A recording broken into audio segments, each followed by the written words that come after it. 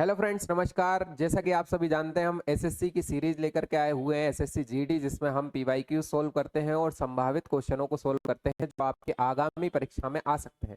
इसलिए आप इस पूरे वीडियो को ध्यान से देखिए। हम पहले क्वेश्चन सोल्व करते हैं, उसके बाद उनके ऑप्शन पे चर्चा करते हैं और डिटेल में इस क्वेश्चन के आंसर को जानते हैं, जिससे आपको एक ही क्वेश्चन से कई सारे आंसर मिल जाते हैं और आपका एक जीके का बहुत बड़ा जो एरिया है वो कवर हो जाता है। तो आप पूरे वीडियो को ध्यान से देखिएगा। धन्यवाद। चलिए चलते हैं भाई। पहला क्वेश्चन लिखा हुआ है बुल बैटिंग। बुल बैटिंग यानी जल्लीकट्टू का पारंपरिक, जल्लीकट्टू एक पारंपरिक खेल है और ये किस राज्य में खेला जाता है? ऑप्शन दिए हुए हैं केरल, आंध्र प्रदेश, कर्नाटक और तमिलनाडु। तो जल्लीकट्टू जो है वो तमिलनाडु में खेला जाता है। तमिलनाडु का एक त्योहार है भाई जल्लीकट्टू। इसमें क्या होता है? इसमें सांडों का युद्ध कराया जाता है। सांडों का युद्ध तो नहीं होता है, इसमें एक सांड होता है और सांड जो बेल होता है, बेल, उस बेल के सिंग पर सिक्के बांधे जाते हैं। उस सिक्के बांधने के बाद हर व्यक्ति को उस सिक्के को खींचना होता है। ये एक इनाम के तौर पर रखे जाते हैं इन सिक्कों को। जो भी उसके सींग से सिक्कों को खींच लेता है वह इनाम उसका हो जाता है। इसमें कई प्रकार से ये खेल को खेला जाता है और ये जानलेवा हुआ है, इसलिए सुप्रीम कोर्ट ने इस पर रोक भी लगा दी थी एक बार। सुप्रीम कोर्ट ने इस पर स्टे लगा दी थी, जिसके बाद तमिलनाडु के लोगों ने काफी विरोध किया। उन्होंने कहा कि ये वर्षों से, हजारों वर्षों से चली आ रही परंपरा है हमारी, इसलिए जल्लीकट्टू पर आप रोक नहीं लगा सकते। लेकिन इसमें कई लोगों की मौत हो रही थी, इसलिए सुप्रीम कोर्ट ने संज्ञान में लिया इसे। लेकिन बाद में फिर से ये परंपरा दोहराने लगे। अभी भी जल्लीकट्टू वहां पर होता है तमिलनाडु में। इसका सही उत्तर है तमिलनाडु। आगे बढ़ते हैं। अगला क्वेश्चन लिखा हुआ है भारत और पाकिस्तान के बीच सिंधु जल संधि का हस्ताक्षर किस वर्ष में हुआ था? ऑप्शन दिए हुए हैं 1960, 1964, 1948 और 1955। इसका सही उत्तर है 1960। भाई 1960 में 19 सितंबर 1960 को हमारा जो सिंधु नदी का समझौता हुआ था पाकिस्तान से, वह हुआ था। इसमें क्या हुआ है? पानी का बंटवारा किया गया था, जल विभाजन किया गया था। सिंधु नदी तंत्र जब आपने पढ़ाई होगा, सिंधु नदी तंत्र के अंतर्गत 5 प्रकार की नदियां आती। इसमें झेलम, चिनाब, रावी, ब्यास और सतलुज और सिंधु को मिला करके ये 6 नदियां हो जाती। ये 6 नदियों का पूरा पानी का विभाजन किया गया था इसी समझौते के अंतर्गत।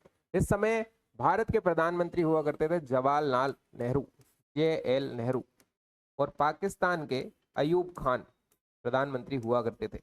इन दोनों के बीच ये समझौता हुआ था और इन दोनों के बीच ये समझौता 19 सितंबर 1960 को हुआ था, जिसे सिंधु जल संधि समझौता के नाम से जाना जाता है। किसने कराया था भाई? वर्ल्ड बैंक ने इसे कराया था, है ना? विश्व बैंक ने इसे कराया था। और इसमें 3 नदियों का पानी तो हमें मिला था, 3 नदियों का पानी पाकिस्तान को मिला था। यानी पूर्वी नदी का पानी हमें मिला था और पश्चिमी नदियों का पानी पाकिस्तान को मिला था। इस तरीके से यह समझौता संपन्न कराया गया था। इसके बाद लगातार इस पर रोक लगाते रहे हम लोग। जब जब हमारे युद्ध हुए हैं तो भाई हमने पानी रोकने की सफल कोशिश की है। और इस बार ऑपरेशन सिंदूर हुआ था, तब तो इसमें ताबड़तोड़ जवाब हमने दिया था। इस तरीके से आप इसे समझ सकते हैं, चर्चा में बना रहता है हमेशा, याद रखना आपको। आगे बढ़ते हैं। फिर लिखा हुआ है भारतीय स्टेट बैंक का मुख्यालय कहाँ स्थित है?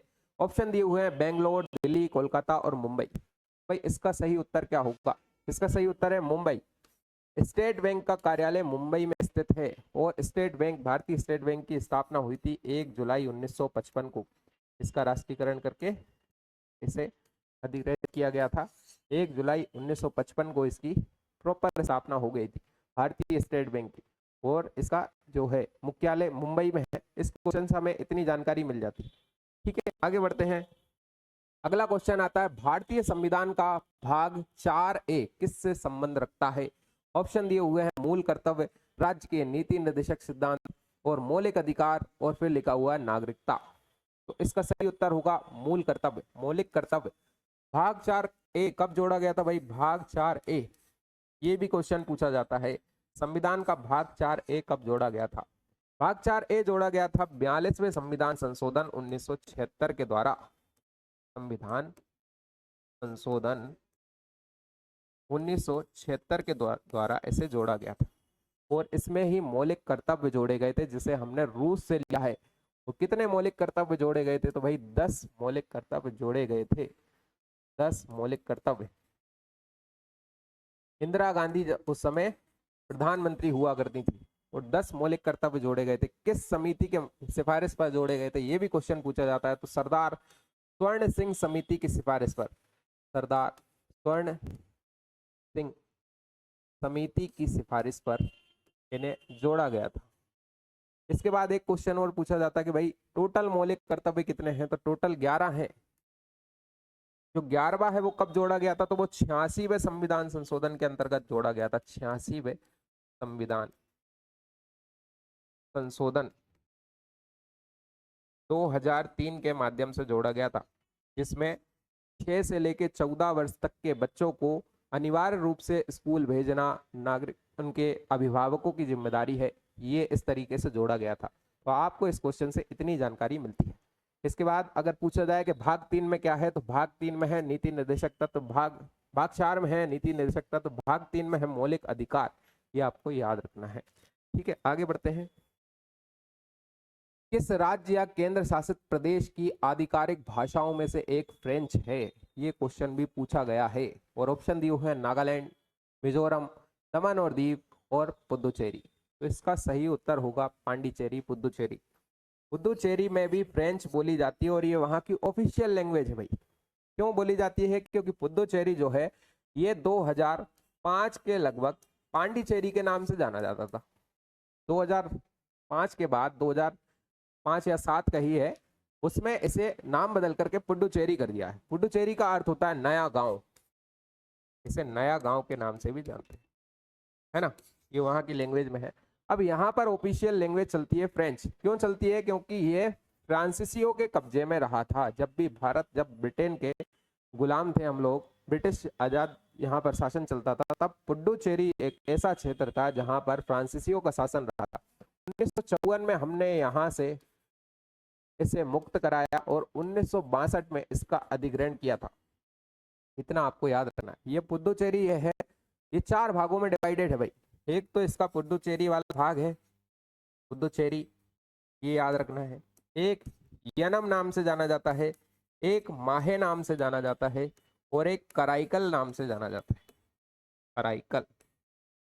और ये 3 राज्यों में बटा हुआ है पूरा का पूरा केंद्र शासित प्रदेश, जिसमें आंध्र प्रदेश भी आ जाता है, तमिलनाडु भी आ जाता है और केरल भी आ जाता है। ये तीनों क्षेत्र में बटा हुआ क्षेत्र है। इतनी जानकारी हमें इस क्वेश्चन से मिल जाती है। आगे बढ़ते हैं। फिर लिखा हुआ है भारत में कौन सा राज्य चावल का सबसे बड़ा उत्पादक है, तो इसका आंसर है तमिलनाडु, आंध्र प्रदेश, हरियाणा या पश्चिम बंगाल में से कोई एक इसका आंसर होगा। इसका सही उत्तर है पश्चिम बंगाल। भाई पश्चिम बंगाल में सबसे ज्यादा चावल का उत्पादन होता है। ये तो बहुत घिसा पिटा क्वेश्चन है, बहुत पहले से पूछा आ रहा है और अभी तक पश्चिम बंगाल ही इसमें अव्वल बना हुआ है। कारण क्या है कि पश्चिम बंगाल ही अव्वल बना रहता है। तो पश्चिम बंगाल में दोनों फसलें जो हैं वो चावल की ही की जाती हैं। जैसे हमारे यहाँ रबी की फसल अलग होती है और खरीफ की फसल अलग होती है, यहाँ दोनों फसलों में ही चावल बोए जाते हैं, इसीलिए यहाँ पर बम्पर उत्पादन होता है पश्चिम बंगाल में। तो ये आपको याद रखना है। मिलते हैं किसी नेक्स्ट वीडियो में, तब तक के लिए धन्यवाद।